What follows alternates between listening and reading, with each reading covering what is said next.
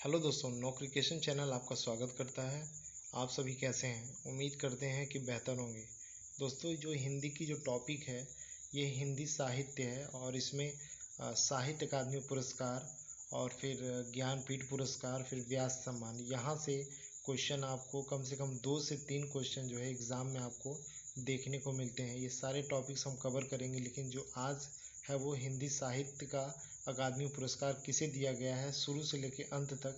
आज इसमें हम 20 ऐसे लोगों की बात करेंगे जिनको साहित्य अकादमी पुरस्कार मिला है। ऐसी रचनाओं की बात करेंगे जिनको साहित्य अकादमी पुरस्कार से सम्मानित किया गया है। तो पहली शुरुआत करते हैं कि और एक चीज़ और मैं बता दूं दोस्तों कि जो साहित्य अकादमी पुरस्कार है वो 1955 में स्टार्ट किया गया था। ठीक है, तो माखनलाल चतुर्वेदी को किस काव्य के लिए साहित्य जो पुरस्कार से सम्मानित किया गया था?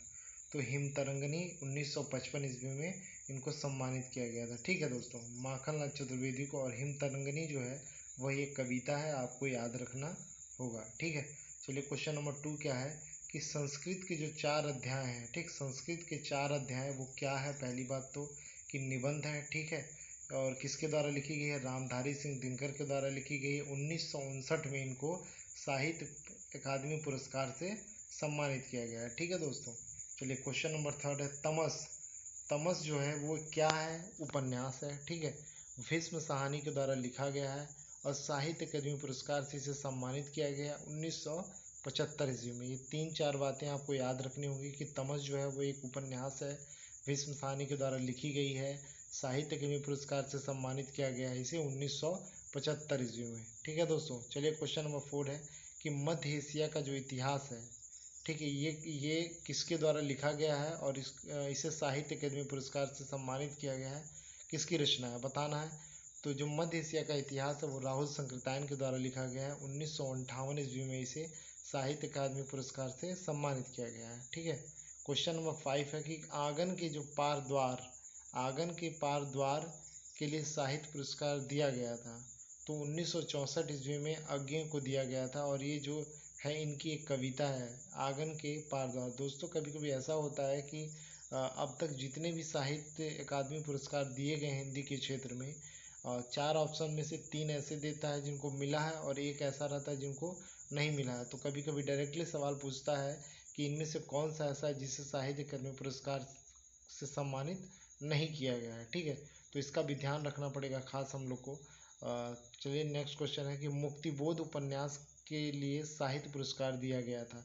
तो 1966 ईस्वी में डॉक्टर जैनेन्द्र जी को मुक्तिबोध उपन्यास के लिए साहित्य पुरस्कार दिया गया था। चलिए क्वेश्चन नंबर 7 है राग दरबारी एक उपन्यास है। ठीक है, साहित्य पुरस्कार इसको कब मिला था? ये 1969 ईस्वी में श्रीलाल शुक्ला जी को दिया गया था। कब? 1969 में। राग दरबारी के लिए उपन्यास है यह एक। ठीक है, क्वेश्चन नंबर 8 है कि मिट्टी के बारात एक कविता है जिसे साहित्य पुरस्कार दिया गया था। ठीक, तो ये 1974 ईस्वी में शिवमंगल सुमन को दिया गया था। और मिट्टी की बारात एक कविता है, आपको ध्यान रखना है। आलोक पर्व बड़ा इंपॉर्टेंट क्वेश्चन है दोस्तों, हमेशा पूछता है कि आलोक पर्व क्या है। तो आलोक पर्व मैं बता दूं कि एक निबंध है और इसे साहित्य अकादमी पुरस्कार से सम्मानित किया गया है 1973 ईस्वी में। हजारी प्रसाद द्विवेदी जी की यह रचना है। ठीक है, जिंदगी नामा के लिए साहित्य अकादमी पुरस्कार जो एक कविता है किसे दिया गया था?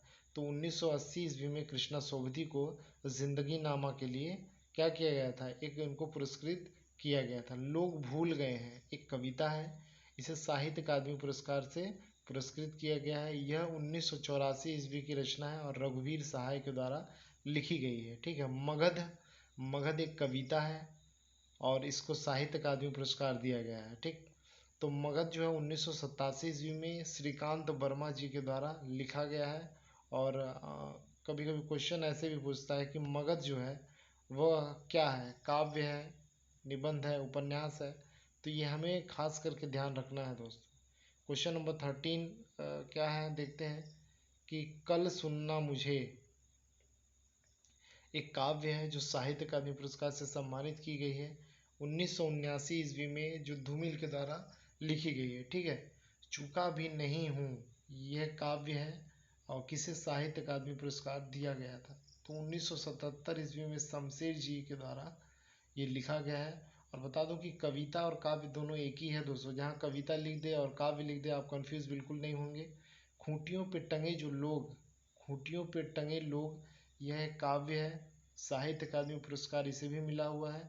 1983 ईस्वी में सर्वेश्वर दयाल सक्सेना के द्वारा यह लिखा गया है।